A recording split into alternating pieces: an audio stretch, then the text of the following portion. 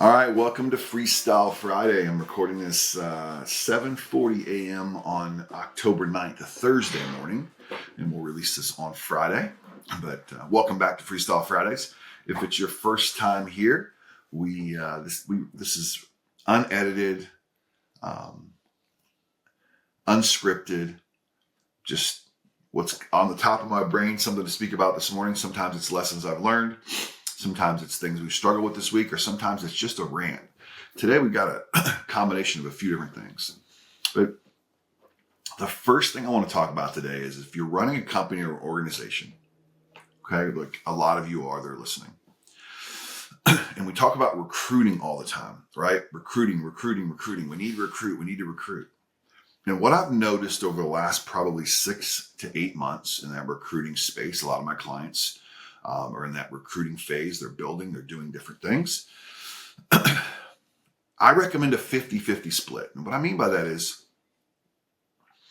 50% of your time should be focused on new recruits, new attraction, who we're bringing in, making sure, first of all, make sure it's the ideal right person for the culture fit. You don't want to bring someone that's going to disrupt the organization. But the second part is 50% on retention. I've seen so many people get so focused on recruiting that they're not taking care of the people that are there, and those people are leaving. I've seen a lot of that happen over the last several months. A lot of organizations losing key people because leadership isn't catering to their needs. Leadership isn't offering the same type of things that they're offering the new people that they're trying to recruit or attract. Think about that. If I'm working for a company and I'm doing a good job, I'm showing up like I'm supposed to, and I notice we're trying to grow, and that's what we want the company to do, to be healthy. But I hear about all these things you're offering, the way you're treating and talking to people to attract them or recruit them into the environment. And then I feel like I'm left out. How would you respond? How would you react? So I've seen so many organizations go so heavy on recruiting, and then they're losing on the retention side. Me, as an ex-leader in a company, and I've run multiple organizations in my career, I much rather keep the people I have established. What's it going to take to keep them? How about you sit down with them and do a review and figure out what it takes to keep them and make them happy? I see all these large cash bonuses being thrown out, sign-on money, and all these different things to attract people. How about retaining them? How about sitting down with your key people and say, hey, we're looking to grow in this market, but it's paramount that you stay with us and stick with us and help us grow. What do we need to serve you at a higher level? Where are we missing on the leadership? How can we help you get to that next step or next phase? And I believe that's the biggest gap we have right now between the recruiting space is the lack of retention space. How about you become better at retaining your people and serving them at a high level and a little less focused on the recruiting, and you'll attract more people? Because one thing I know for sure is that when we go to attract people and we're trying to bring in these big producers and all this other stuff, if I don't have big producers in my organization, if I don't have a track record of keeping big producers, I'm not going to be able to attract the type of big producer in that I want. It's not going to happen. Why would I, as a big producer, want to go work somewhere else that doesn't serve people at the high level I'm at right now or the level I want to get to? So think about that. And the next part is, if you're in a sales business right now, whether it's real estate, mortgage, whatever it is, and you're listening to this and you're struggling, and you're having a tough time, and you're blaming it on the market, and you're blaming it on other things, I want you to really get clear. I want to be clear about something right now. It's not the market. It's not other things. It's you. If you're not succeeding at a high level right now, it's you. And if that hurts your feelings, I don't know what to tell you. But the truth is, if you're not crushing it right now in any market, it's you. Okay? It's how you're showing up. It's the ceilings you put on yourself. It's your inability to pivot. It's your inability to go and grab a coach or a mentor or maybe change of environment, go to a different company. Whatever that is, if you're not winning at a high level, it's definitely you, okay? And I can tell you that from experience again, because I coach some of the highest producing loan originators in the country right now. And the difference between them and the people that are winning and not winning is how they show up, how they consistently pivot and take action, how they go after the bigger client, how they go after the bigger referral partner, instead of sitting back waiting for phones to ring. If I hear one more person in the mortgage industry tell me, hey, I'm ready for when the refi boom hits. We're ready, but we're not doing a lot of business right now, but we're ready. You are not ready, okay? The refi boom, what if it never comes? You need to be able to pivot right now, find a new opportunity, new relationships, shift what you're doing, okay? And the quickest way to do that is analyze what's working for you and what's not working.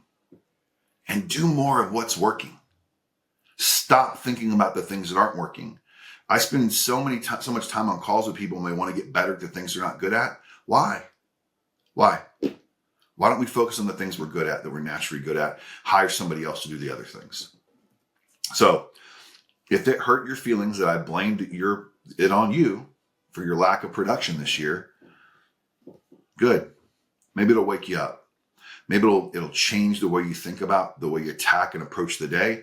Maybe it'll help you get over that hump.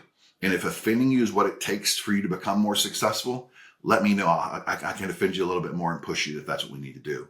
But it really comes down to, what am I doing on a daily basis? What do I need to do to adapt and pivot to current market situations? Yeah, the market dictates what we do, but we have to pivot and go to different models, different way we talk to people, different strategies. What's it going to take to win in that market? You can win in any market. You can win with anybody in the White House. I can go back through my history as a business owner or a leader in companies, and I figured out a way to win in every single economy. Doesn't matter what it was. Okay? We figured out a way to win. Just what worked last year, because it worked last year, doesn't mean it's going to work this year. If you're not spending a few hours a week in what I call knowledge acquisition, pouring into yourself, trying to get better, if you're not investing in yourself, whether it's coaching, mentoring, whatever it is, you're going to be in the same spot you are today, a year or 5 years from now. Just is what it is, right? And I talk to multiple people a week who want to get better, who want to grow, who want to do different things. And they understand that they've capped where they're at on their own. You can only get so far by yourself. Okay. And I know multiple leaders inside companies that unfortunately are not doing very well right now. Their companies are struggling. Well, they're still doing the same thing they did a few years ago to try to attract and try to build and try to do different things. And then they want to blame the economy and blame rates, and rates get better and this will happen. No, it's you, leaders. It's you. Change what you're doing. Adapt your business model. Evolve into what's happening right now. Become a better leader. Become more accountable to yourself. If you work for an organization and your leaders aren't coached, run. Go somewhere else. Because everybody should be coached at a high level. I don't care if it's your CEO or your sales manager or anybody. You should be coached. You need that extra push to get to the next level. I have 2 coaches. The top line on my P&L is an investment in myself. If I showed you my P&L, you'd see the most expensive thing I have besides personnel is what I do to pour back in myself, my coaching and the events I attend and those types of things to grow and get better. And there's a massive ROI on that because I stay consistent with what I'm trying to do and what I'm trying to accomplish. So this Freestyle Friday, I hope woke some people up. I hope it poked a little bit of needle in you. I hope that you look in the mirror now and go, yep, I'm the problem. I need to fix this. I need to do something different because there are people winning at a high level. And I got to tell you, the majority of the people in my one-on-one coaching programs, my VIP clients, are up 60% year over year. 60% year over year. When the market is nowhere near that. Okay. So what's the difference between them and you? Is they stay accountable to a high level. They go out of their way every day to do hard things. They push themselves.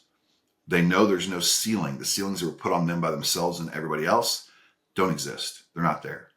So the sky's the limit on what they can accomplish. If you got some more questions, you want to talk to me a little bit more about that, shoot me a DM. I'm happy to jump on a call with you. But remember, the only person that can change where you are right now is you. That's it.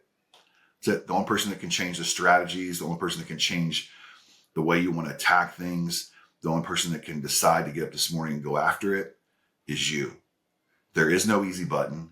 There's nothing we can change quickly. I've got this new tactic, this new scheme.